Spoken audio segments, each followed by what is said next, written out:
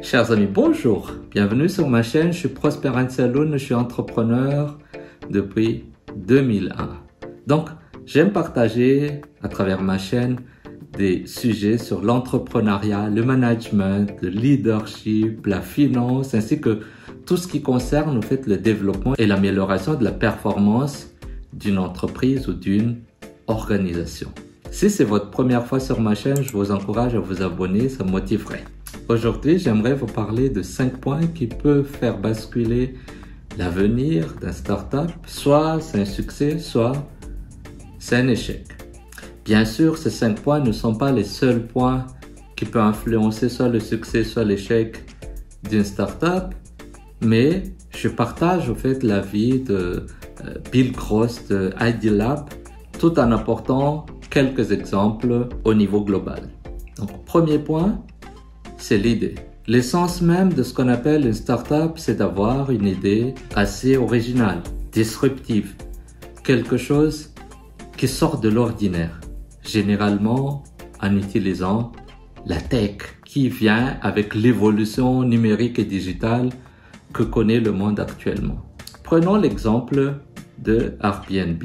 Ça fait des années que le couchsurfing existe, c'est-à-dire que des gens invitent d'autres gens qui arrivent dans une ville. C'est généralement entre les jeunes qui n'ont pas de gros budget pour aller à l'hôtel ou s'héberger dans des endroits plus confortables, mais effectivement aussi plus chers. Donc le couchsurfing, non seulement ça permet d'avoir un budget minimum pour aller quelque part, mais en même temps ça permet aussi de connaître des gens. C'est un peu ça l'idée.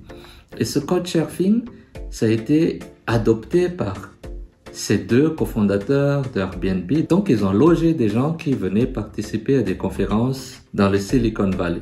L'idée en soi n'est pas très originale, mais c'est l'amélioration. C'est-à-dire que quand ils ont présenté l'idée, les gens étaient dubitatifs. Il n'y avait pas d'investisseurs.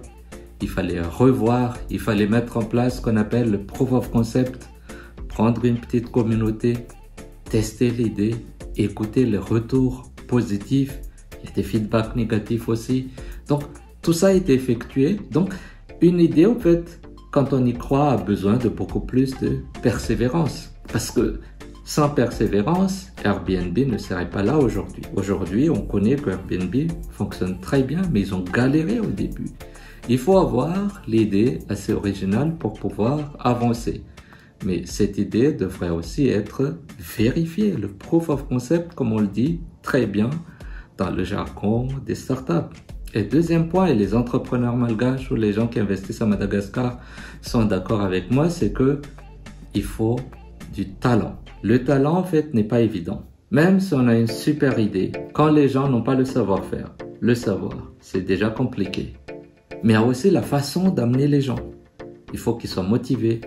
Il faut qu'ils se sentent impliqués.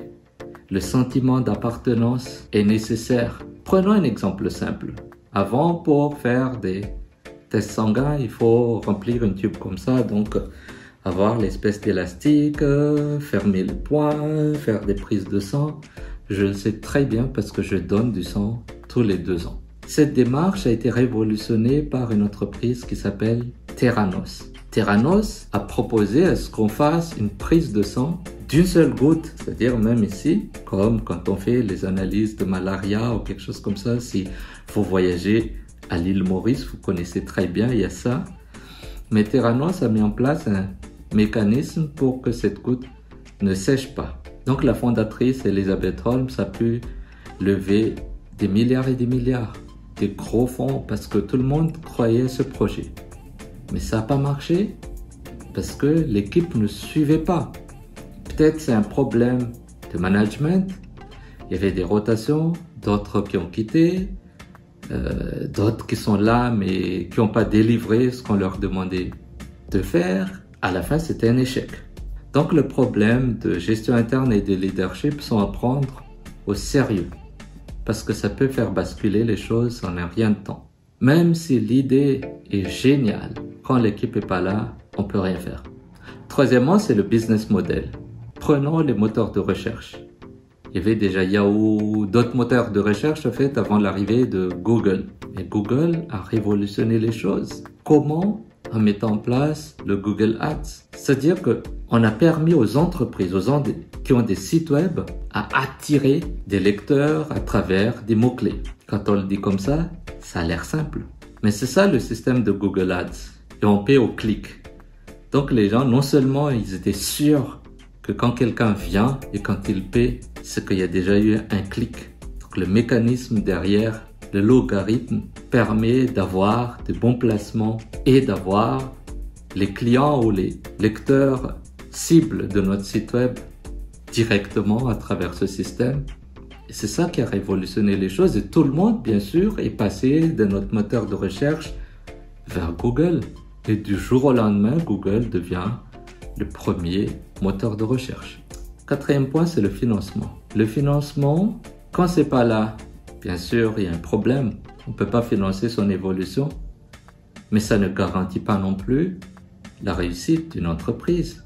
Prenons le cas de WeWork. C'est une chaîne de coworking mondiale qui a pu lever des milliards, beaucoup d'argent. Mais c'était mal investi.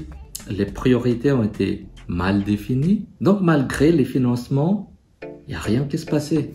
WeWork a même frôlé la faillite. Donc il y a des coûts de réinvestissement pour garder une partie de WeWork hors de l'eau. Ils ont survécu, mais ce n'est pas pour autant une entreprise à succès.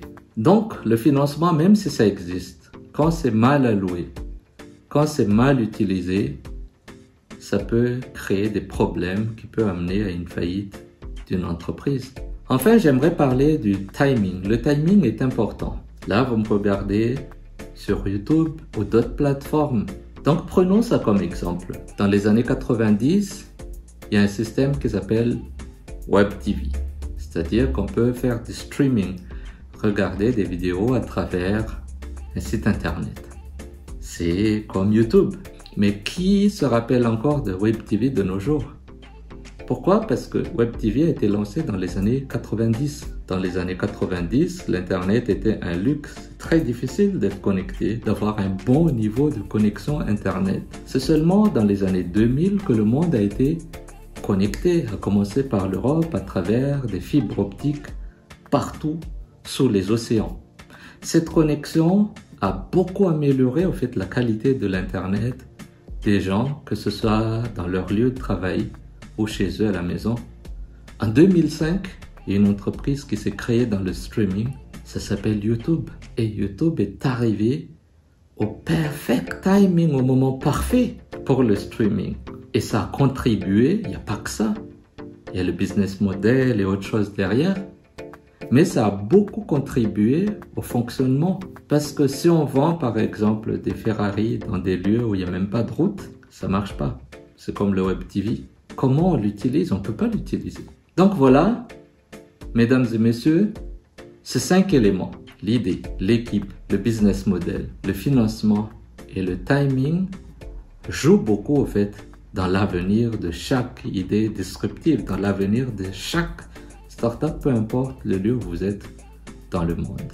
Si vous avez des avis, des exemples, des suggestions ou des questions, n'hésitez pas à les mettre en commentaire. Sinon, je vous dis à très bientôt. Au revoir.